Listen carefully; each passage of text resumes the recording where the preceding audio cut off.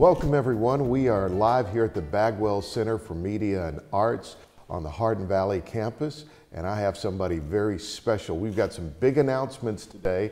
This is Dr. Wise, who is the president here at Pellissippi State. Dr. Wise, thank you for having us here today. Absolutely. So glad you're with us today. You know, I'm really excited about what Pellissippi State is doing, and I guess I would use the G word for you, growth. Since 1974, we've seen tremendous growth, and I was interested to note that this is the largest community college in the state of Tennessee. Talk a little bit about where we've been and what's happened with growth. So, we started in 1974 as State Technical Institute of Knoxville with 10 or 15 faculty and staff and about 40 or 50 students. Those first programs were in the area of engineering technology, and our early growth was in that area in business, so really geared towards serving the workforce needs of this community and helping a lot of our veterans from the Vietnam War were our first students. Over the course of the 1980s, we became a comprehensive community college and located at Hardin Valley and saw some tremendous growth over the course of that decade. And into the 1990s, we really began to partner with the University of Tennessee and create some great transfer opportunities for our students. Of course, over the course of the last decade or so, a lot of the focus has been on the great work done by the state and our governor with Tennessee Promise and Tennessee Reconnect, great access opportunities for students. So over the course of that time, we've grown from a campus of 16 faculty and 45 or 50 students to over 11,000 students this fall. Wow. And really just a vibrant, thriving college community. Now, I guess one of the things that has to happen because of the way the world is changing, community colleges like yours have to continue to reset, reinvent themselves. They have to reemerge. What's your strategy for continuing that growth? Because you have to be pretty nimble. What you were in 1974 is not who you're going to be in 2024.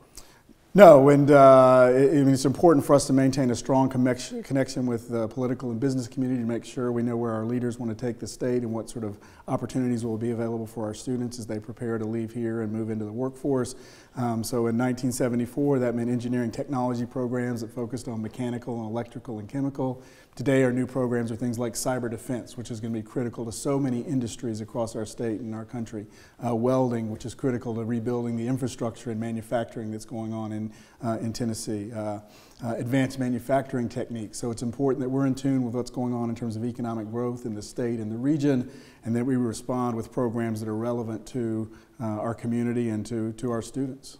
I guess that leads us to the campaign, and I know you're working hard and your team has been working hard on this, but kind of lay out the vision that you and the board kind of crafted. Yeah, so we have 3 or 4 things we hope to accomplish with this campaign. First is the construction of a new science and math building on this campus. It'll give us a chance to reinvigorate some of the STEM work that we do. We're also focused on another project in Blount County, which is really geared directly at workforce development. So we've partnered with the TCAT in Knoxville to create a vision for a workforce development center that's focused on machining, tooling, welding, advanced manufacturing, robotics, computer science, to make sure we've got the technical workforce we need in this region to serve our employers. And then finally, we're going to focus on, to me, what's really at the heart of the community college, the student piece. We're going to build this student opportunity fund that's really geared towards making sure no student leaves Pellissippi State not having found the resources that they need in order to be successful. There's one thing I did note, and I have been noting as you've been talking, every time you talk about what you're working on, your face just lights up.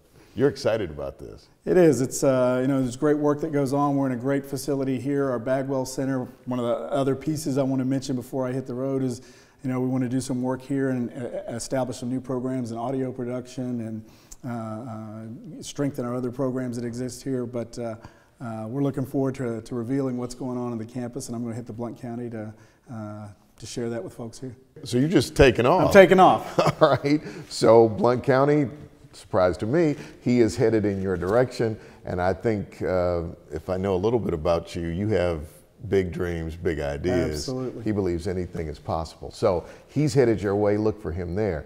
As a media guy, the Bagwell Center blows me away. The work that's going on here, the development. In fact, everything that we're creating, we're doing it with alumni and current students.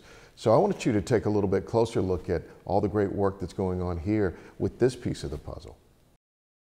The 4 pillars of the media technology program consists of audio production engineering, video production technology, design, web and print, and photography. These courses are extremely popular, and therefore it's not a problem filling these classes up.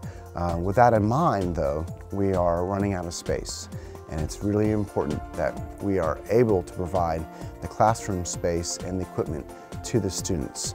And of course, the programs are only expanding. It's an exciting time for younger people entering their careers in video production. The demand here in East Tennessee is particularly high for people in on the technology side of production. The coursework that Pellissippi State offers is serving sort of critical needs right here in East Tennessee. Jupiter has a big demand for editing, audio mixers, producers in the field, production associates, and we look to Pellissippi State to help deliver those employees. I wouldn't have the opportunity to work in a company like this if it wasn't for Pellissippi. I actually got the job before I started the graduation process, so for me to be able to network and make a breakthrough like that and find a place in the field that I want to be in immediately is amazing. And yeah, it definitely wouldn't have been possible if it wasn't for the people that I met and the lessons that I learned at Pellissippi. Hey everybody, welcome back. I'm here with Dr. Kane Barker, who is the Dean of Natural and Behavioral Sciences. Thanks for being here today. Thank you, Halloran. Now I know there's a lot of investment going on here at the Bagwell Center, but there's a great need for a new science building. Tell me about the building. I know you're excited about it. Very excited about it. So this is going to be the first building that we have that's dedicated to math, science, and education. Math, as you know, is a critical skill for every career. So we're very excited about making a space for that as a primary source. We're also going to have the first space that's dedicated to science labs. So a lot has changed over the last 20 years in lab design. And unfortunately, we're in renovated spaces of buildings that are older than 20 years. A lot of props to our facility folks that help us make do, but we're not going to have to make do anymore. We're really going to be able to have modern labs to be able to teach our students. You were excited about this new building. Very much so. So let's do this. First of all, it's going to be the largest building on campus. Correct. 20 years in the making? Yes, we've been waiting on the state rep to come along with us for quite a while. All right, so let's do this. Let's take a look at the video from Barbara McMurray, and you can kind of give us a sense of the scale of this project. Absolutely. So again, it's going to be 82,000 square feet. It will be the largest building on our campus. It's going to kind of be divided in 2 halves with a central corridor that points to the center of campus. The northern half is going to be primarily classrooms on the first floor and computer labs, and then the second floor is going to be faculty offices with a few extra classrooms. The other half of the building is going to be all science labs. Very excited about those science labs. I mentioned this before, they're modern. Our faculty were invited into those conversations to help design the labs to match the way we teach our students. So overall, it's just going to be a beautiful building right at the center of when students come on campus. It's the first thing they're going to see. Wow, this is exciting, and this is part of what we're doing with the campaign, is providing platforms where people can live their best lives and become the best version of themselves in their given profession so that they can make an impact. Yeah, absolutely. Dr. Barker, I love your enthusiasm. Congratulations. You look like a kid right at Christmas. Right? You're ready for that. Absolutely. Thank you for being here today. Thank you, Halloran. Really appreciate it. All right, Dr. Wise is on the move today, as you know. He's headed toward Blount County, making a few stops along the way, and it's pretty exciting to take this journey with him. So why don't we check in with Dr. Wise? I don't know exactly where he is, but I know he's on the way. Dr. Wise, give us an update. All right, Halloran, I'm on the way to Blount County. You'll not be surprised that traffic's a little heavy, given all those jobs that have been recruited in by Brian Daniels and the Blount Partnership. But made a little pit stop, got a little fuel for the trip, and feeling like we're good to go. I think we're gonna make Good time. Excited about the big announcements down there, and really excited about that science and math building at Hardin Valley. I really think it's going to transform that campus. Whoa! I think we've hit something. Wow, it looks like Dr. Wise is already having some troubles. Tell you what, we'll check back in with him in just a moment, but I've got a couple of great guests in studio with me right now. Brian Daniels is the CEO of the Blunt Partnership, and Jack Himboldt runs Denso in Maryville. Thank you both for being here today. Absolutely, our pleasure. Jobs, I mean, that's what you're about. Workforce development. What kind of jobs are you recruiting to Blount County? And then talk a little bit about Pellissippi State's integral role in that. So this is a very exciting time for Blount County and really the whole region too. The jobs that are coming into our area aren't just one sector. They range from manufacturing, predominantly in automotive. However, there are corporate headquarter jobs coming in, there's accounting jobs coming in, there's aerospace jobs coming in, there's research and development technology-based jobs coming in that are based around the research at Oak Ridge Labs. It's a very exciting time. And for us as a community, Pellissippi State is on the tip of the spear for us in helping develop the workforce needs that we have and helping provide the training that we need. And we're excited about the campus there in Blount County.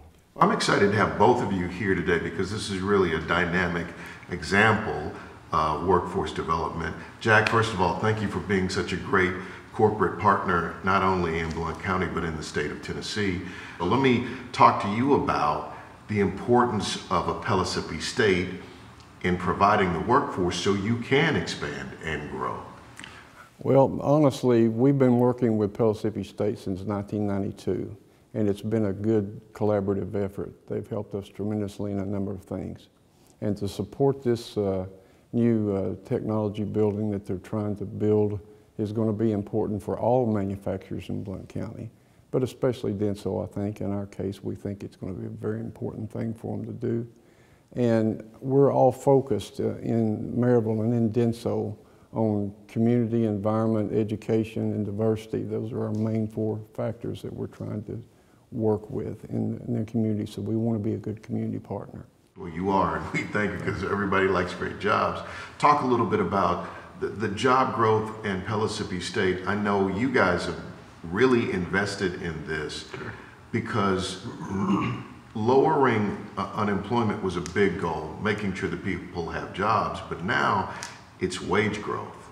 Talk about, as you're looking at expanding and growing in Blount County and partnering with people like Denso, why that's even more important today. You know, the governor's Tennessee Promise has made it so much more easier for a child to get an education here. And with the plethora of jobs that are available in our community, it is inherent in all of us to have a world-class training center that everybody can get a standard of education at and take on these jobs like Denso is creating to propel our community. Well, you guys are making a tremendous contribution. Brian and Jack, thank you for what you're doing to help us kind of in real time show the community how important the investment in education and training people so they're ready for the opportunities that will enhance their lives and make life better for all of us in our state. You're a real-time example of that, and thank you for that. Thank you for being here today. I appreciate what you guys are doing. Thank you. Thank you. Let's take a closer look at what's happening with workforce development. Terry has a video for us. For the past few years, it's been my pleasure to work with the Blount Partnership in looking at ways that we can address our workforce development needs in Blount County. Out of those conversations came this idea for a new building that would house a workforce development center. In that workforce development center will be training programs that can address the needs of advanced manufacturers, as well as our business service industry, and of course our hospitality industry. As manufacturers continue to automate, they need folks who have the skills to work on the robotics, to program the robotics, to understand hydraulics, pneumatics, and PLCs, because we need to be able to provide the training that will help folks get those jobs. So as you can see, I'm very excited about what's happening in Blount County with the Workforce Development Center. I hope that you'll get excited with me and join me in making this a reality. We need to bring this up, grow it on our campus, and provide these opportunities for our citizens. Thank you, Terry, for that update on workforce development. Now we need to check in with Dr. Wise, who should be arriving in Blount County soon. Boy, we've really had such a great working relationship with Genzo over the years. Since they first got here, we've been working on economic and workforce development, trying to help the community grow. That pothole was a little bigger than I first thought, so I'm gonna get out and check things out. Looks like we may need to find another way to get to Blount County.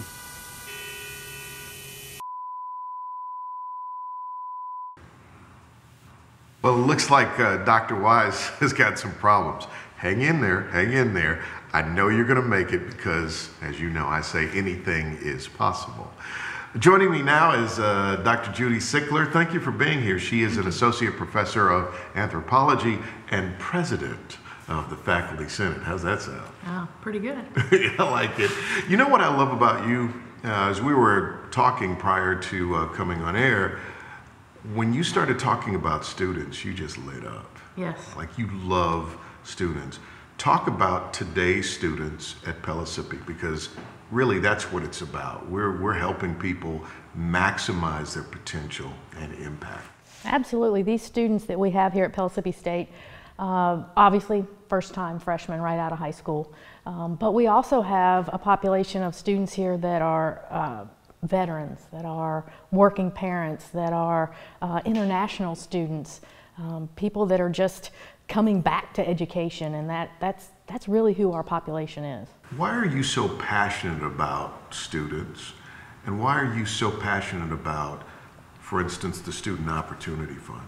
I think for me it's the realization that these people, yes, they're my students, but they're also humans first. And they have lives outside of this place, Pellissippi State, and they get into situations and they have issues that all of us face. And sometimes they just need a little extra help to get through those kinds of things. And the Student Opportunity Fund is a mechanism for us as a college to help them when they have a flat tire, or when they need, students contact me. My babysitter canceled on me. So that opportunity to say, hey, here's something to help you out with this, to find another mechanism so that we can get you in that classroom dealing with those outside issues. Transportation, yes, child care, housing, all of those, housing. yeah. All right. Yeah. So Delissa is a graduate, but she was one of the first people served by the Student Opportunity Fund. Her story really kind of illustrates this in a powerful way. So let's take a look at Delissa's story. My name is Delissa Webb. I graduated from Pellissippi in spring 2018, and I majored in business analytics. My experience as a student at Pellissippi State was great. I think the purpose of the community college is to prepare students to go on to a four-year university, and I think Pellissippi State did that, and I really loved that school. I was adopted from China when I was 11 months old by my parents, and my mom has been permanently disabled for about 20 years, so pretty much as long as I've been around. And then recently, back in December, my dad got in a car accident from a seizure, and so he's been temporarily disabled. And so all of these medical bills and medications and everything are stacking up, and by the beginning of the spring 2018 semester, my dad was unable to go back to work, so I needed the money to buy my textbooks, and luckily Pellissippi State Foundation was able to give me the money to buy my textbooks for that semester. I think that scholarships like the Student Opportunity Fund at Pellissippi State are helpful because, like in my situation, it was the difference between finishing this last semester and not finishing, dropping out, not dropping out. At the beginning of this semester, I was really distraught and I was discouraged just because of everything that had happened. I remember actually, I was thinking, I just need to drop out because this is just too much, and I just everything that was going on just emotionally, it was really too much. But then I thought, I just need to finish it because I only have one more semester left, and I know my parents really want me to finish too. But it was definitely worth it in the end. because I got my degree and I'm moving on, and it's just a really great feeling.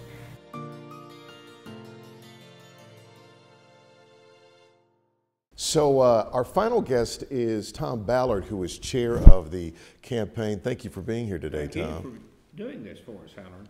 You and your wife have been deeply involved at Pellissippi State, and you decided to set up the Student Opportunity Fund. Why? I guess it's to, you know, they say pay forward. I'm old enough that I recall giving back, if you will. That's the way we talked about it. I was first generation college graduate. My parents went to college but did not graduate. And I knew how hard it was for me to do some of the things I wanted to do as a college student. And as I got more involved with Pellissippi State, I saw the plight that so many of the students were going through. Many of them are working adults. They may come from single family or single parent homes. And it was a way to give back and to help others. And I think that's what all of us should think about doing. And that's what Diane and I did with the Opportunity Fund. Now, you have had 3 careers. You've been around the block twice and got 2 T-shirts. Right. Or more. Or more. But now you're chair of this campaign. That's correct. So let's dig into the nature of the campaign. What is the campaign? What are you trying to accomplish? The campaign, we're trying to raise $10 million. We've got 4 components in the campaign. 2 of them are what people really think about capital campaigns. They are for brick and mortar. One is $5.5 million for Workforce Development Center on the Blount County campus of Pellissippi State. That's about 1/3 of the cost of that facility. Blount County's on fire. It's getting so many jobs. It's really challenging over there to find the workforce. In Knoxville, Knox County, the Hardin Valley campus, it's to match state funding for a new science building, which is urgently needed here on this campus. And I think anybody would agree that you've got to have up-to-date labs and scientific classrooms and so on. So that's $2.7 million. There's a fund for students and for people, we call it, students, faculty, that sort of thing, of $1 million, and then $800,000 for media. We are going to raise this money. We are going to provide the programs and the facilities, and we're looking for others who believe in the vision and who want to help us make it happen for the good for now and for the future of this region. Thank you for being here today. Thanks, it's a pleasure. Howard. All right, Dr. Wise is probably right around the corner. We're waiting for his arrival. Then we'll roll out the red carpet. I think it's going to be great.